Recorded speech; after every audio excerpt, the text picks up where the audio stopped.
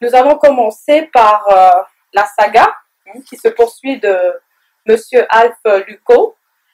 Cette fois-ci, il est au cœur d'un scandale à caractère sexuel. Et effectivement, il y a une victime qui est sortie de l'ombre pour dénoncer des abominations qui ont été perpétrées par le faux pasteur Alf Luco. Une femme qui a requis l'anonymat accuse le pasteur Alf Luco d'avoir eu des relations sexuelles avec elle alors qu'elle n'était qu'une adolescente. Les allégations ont été faites lors d'une interview accordée à City Press la semaine dernière. La femme, surnommée Angela, révèle qu'elle souhaitait rencontrer l'homme de Dieu pendant plusieurs mois. Lorsqu'elle a finalement eu la chance de lui rendre visite, la situation s'est détériorée.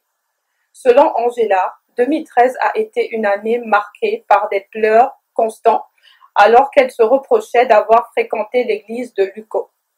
Elle soutient que lors de sa première visite, Luco aurait commenté son chemisier et sa coiffure.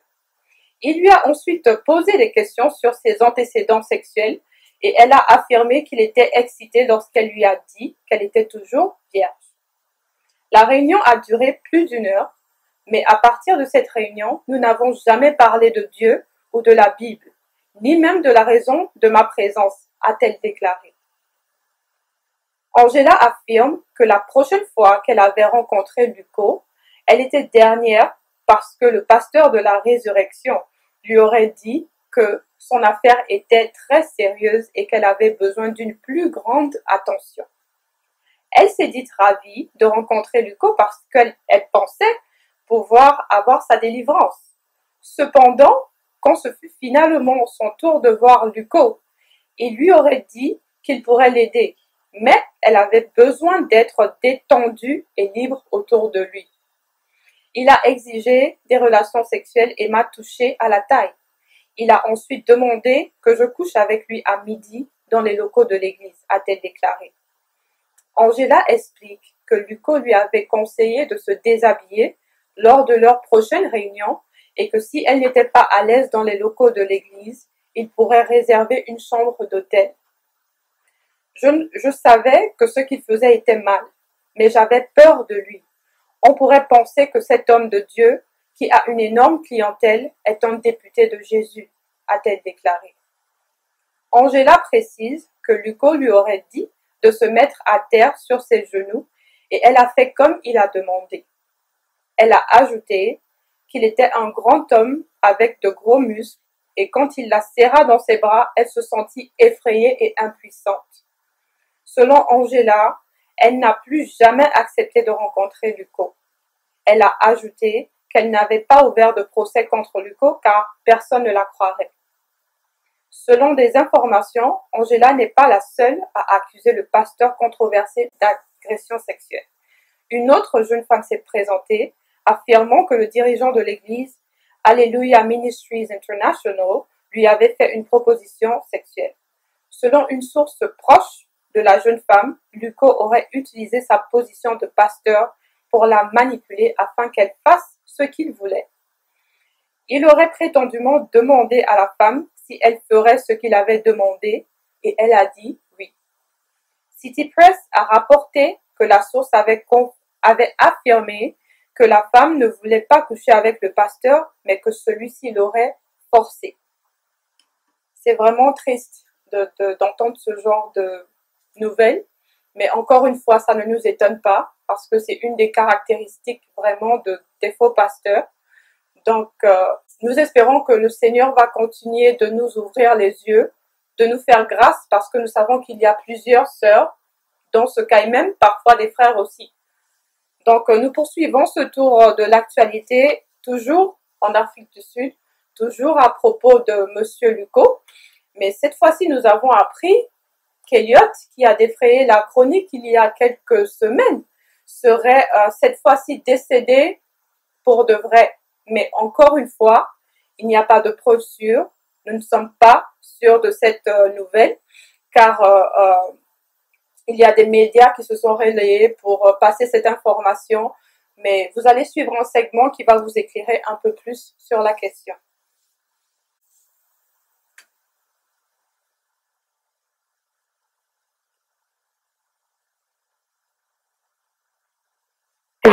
ce matin en rapport avec la résurrection d'un homme qui aurait été ramené à la vie par le pasteur Alf Luco. Selon des informations récentes, Brighton Elliott Moyo serait vraiment décédé cette fois-ci. Céline Dello-Massicane couvre cette histoire pour nous. Elle est au tribunal de première instance de Johannesburg ce matin. Céline, bonjour. Donc, récapitulons très vite à propos des deux personnes qui devraient comparaître devant le tribunal à la suite de cette vidéo qui est devenue virale. Qui sont-elles et de quoi les accuse-t-on?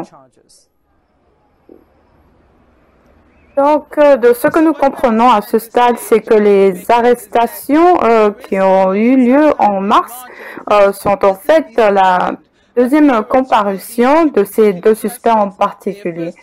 Leur première comparution a eu lieu vers le 27 mars et ils font face à 3 chefs d'accusation de fraude déposés par les représentants des pompes funèbres qui prétendaient avoir été dupés dans ce drame de la résurrection. Et bien sûr, la police souhaitait par conséquent garder cette information sous silence parce qu'elle avait déclaré que les enquêtes étaient à un stade délicat et qu'elle cherchait plus de suspects, y compris le Lazare des temps modernes, Elliott Moyo. D'accord, nous entendons donc parler de lui au Zimbabwe et sa famille dit qu'il est décédé au début du mois d'avril. Il était allé là-bas et il ne se sentait pas bien du tout. Nous ne savons rien de concret, nous n'avons pas vu de corps. Nous savons que les autorités attendent un certificat de décès. Alors que savons-nous exactement? Que dit la police à propos des informations venant de là-bas?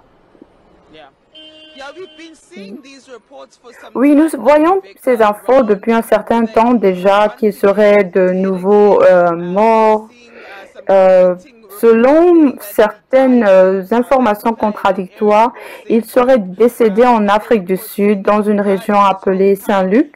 Un autre rapport a indiqué qu'il serait décédé dans sa ville natale au Zimbabwe, qu'il aurait succombé à la pneumonie et qu'il avait fui la police sud-africaine et que sa famille disait qu'il était décédé alors au Zimbabwe.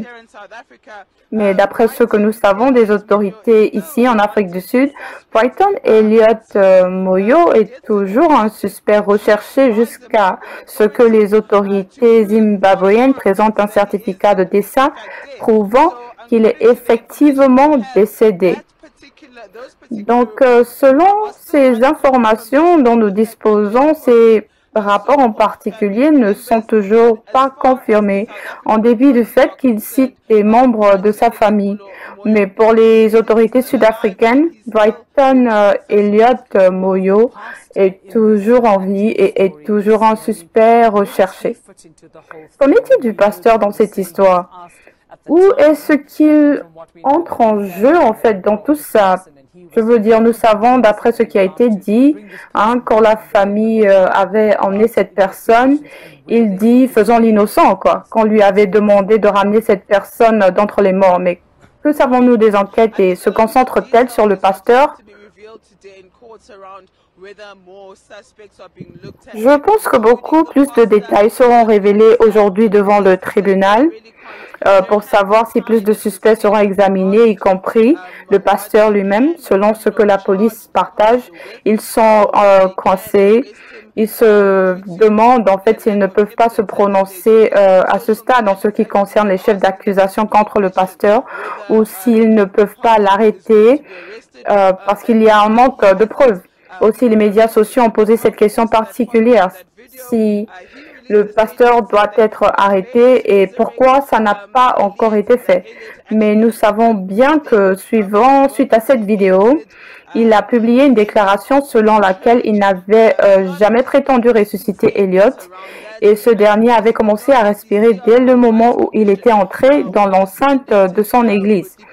Il y a de nombreuses déclarations contradictoires à ce sujet et bien sûr, nous savons que la Commission des droits de la LCR, chargée de la promotion et de la protection des droits religieux et culturels, n'a en fait pas encore ouvert sa propre enquête sur le pasteur Alf Luco, ce qui aiderait beaucoup la police dans leur investigation autour de cette affaire particulière.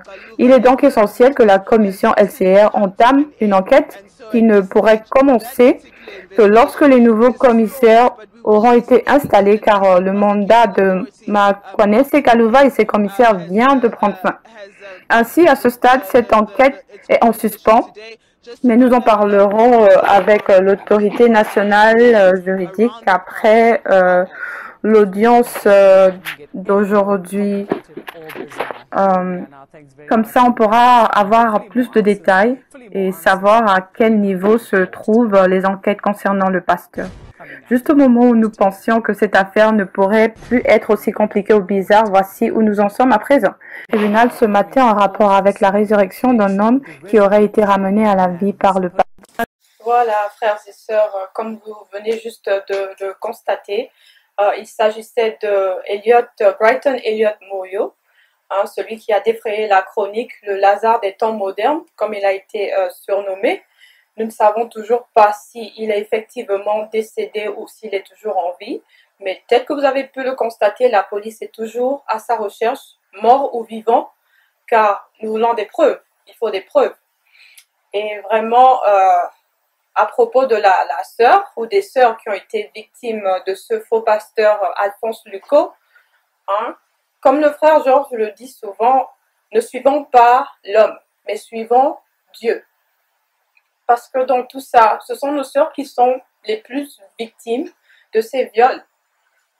Bon, c'est sûr, elle ne savait pas, oui, mais elle s'est retrouvée quelque part, seule avec un homme qu'elle pensait être un homme de Dieu. Et ce qui s'est passé, c'est passé.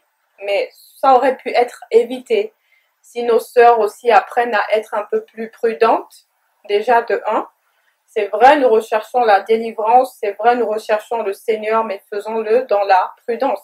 Car tout homme qui se dit de Dieu n'est pas forcément de Dieu. Mes chères sœurs, soyons prudentes. Accrochons-nous à la parole. Nos frères nous exhortent de temps à autre. Accrochons-nous à la parole d'abord et ne suivons pas l'homme. Car la chair trompe. Ne les suivons pas, suivons la parole de Dieu. Encore une fois, c'est des nouvelles tristes, c'est des nouvelles qui nous attristent. Mais on rend gloire à Dieu que des yeux commencent à s'ouvrir, que les gens commencent à comprendre, surtout nos frères et sœurs commencent à comprendre que ce ne sont pas tous ceux qui disent Seigneur qui sont vraiment de Dieu. Voilà. Nous espérons vous retrouver d'ici la semaine prochaine pour avoir cette émission sur Notre-Dame de Paris. Ce samedi 27 parce que nous n'avons pas pu le faire aujourd'hui et nous sommes vraiment désolés pour ces problèmes techniques. Mais par la grâce de Dieu, nous serons de retour la semaine prochaine avec l'émission que vous attendiez tout ce temps ce soir. Merci encore et à la prochaine.